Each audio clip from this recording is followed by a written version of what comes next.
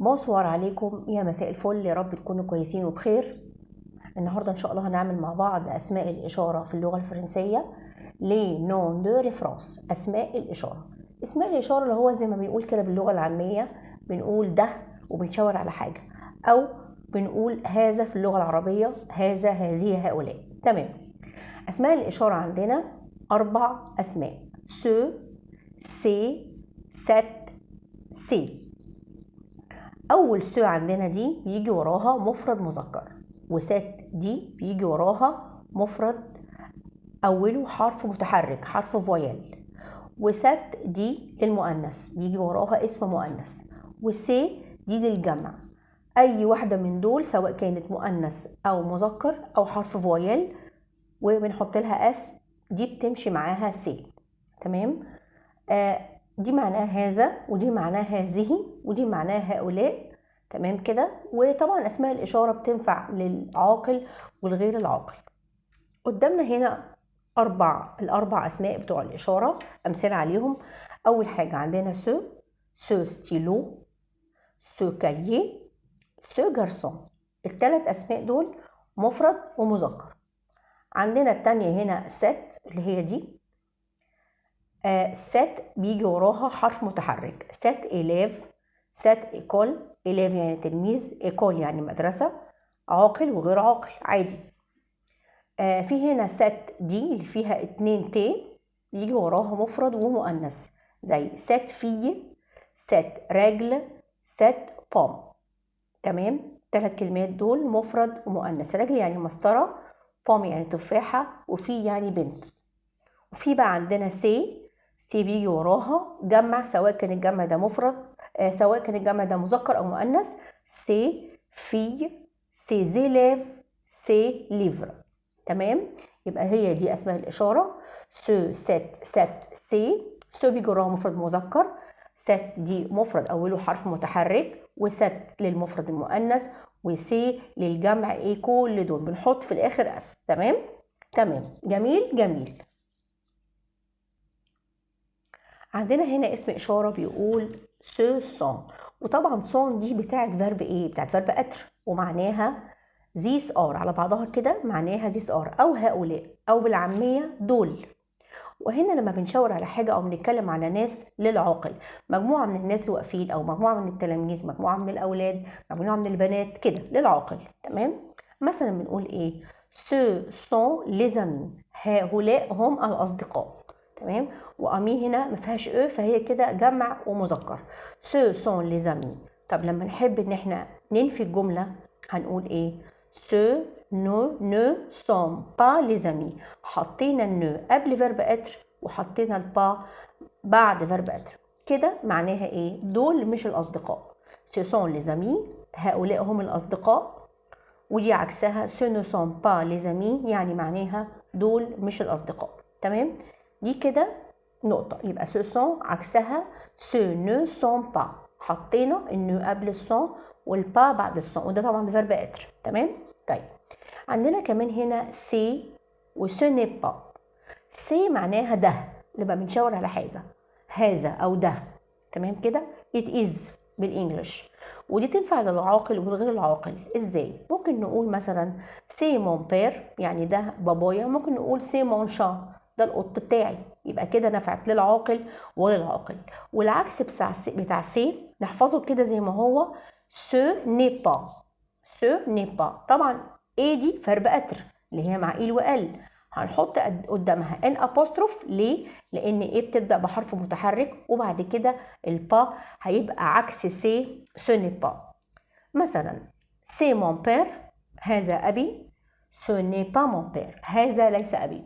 هنا كده ده بابايا، ده لا ده مش بابايا. تمام. النفي اهو قدامنا، ادي الان وادي البا ومون بير في الاخر. يبقى عندنا هنا سو سون وعكسها سو نو سون با، وعندنا سي وسو ني با. وعلى فكره بتيجي كتير جدا سو ني با في الاسئله وفي الاكسبريشن بتاعت الفرنش. تمام. خلينا عارفين. بالنسبه هنا لسي، تمام، احنا هنا قلنا ان احنا بنستخدمها للعاقل والغير العاقل. طيب سي ليها سؤال: للسؤال عن العاقل، وليها سؤال تاني او صيغه تانيه للسؤال عن غير العاقل. تمام. طيب لو احنا بنسال هنا عن العاقل، يعني مثلا شايفين حد وبنسال ده مين، من هذا، ماشي، بنسال بنقول ايه؟ كي يسو. كي يسو. كي يسو هنا معناها من هذا. الرد مثلا هيكون بايه؟ بحد عاقل، يبقى كي يسو معناها من هذا، والرد هيكون بشخصيه، مثلا سي مون بير، هذا ابي، سي لو بروفيسور، ده المدرس، مثلا سي مون فرير، ده اخويا، وهكذا. يبقى كي يسو معناها من هذا، والسؤال ده للعاقل. اما لما بنسال سؤال غير عاقل عن حاجه، عن شيء، عن حيوان، هنستخدم السؤال ده كاسكو سي، ما هذا، او ايه ده. ما، في فرق ما بين ما ومن. من دي للعاقل، ما لغير العاقل. كاسكو سي، ما هذا. سي ان شا، ده قط، ده قط. سي مون ستيلو، ده القلم بتاعي. تمام. يبقى سي ليها استخدامين. للسؤال عن العاقل بيبقى كي يس، وهي بتنزل تحت كده سي. وللسؤال عن غير العاقل بتبقى كاسكو سي، معناها ما هذا. وبنقول بتبقى الإجابة لازم يكون فيها حاجة غير عاقل. السؤال ده ما ينفعش إن احنا نسأل بيه سؤال عن حد عاقل أو عن بني آدمين، ده للأشياء فقط أو للحيوانات. تمام. النقطة اللي بعد كده عندنا إليا وإل نيابا. إليا عكسها il n'y a pas، يعني إليا دي النفي بتاعها il n'y a pas.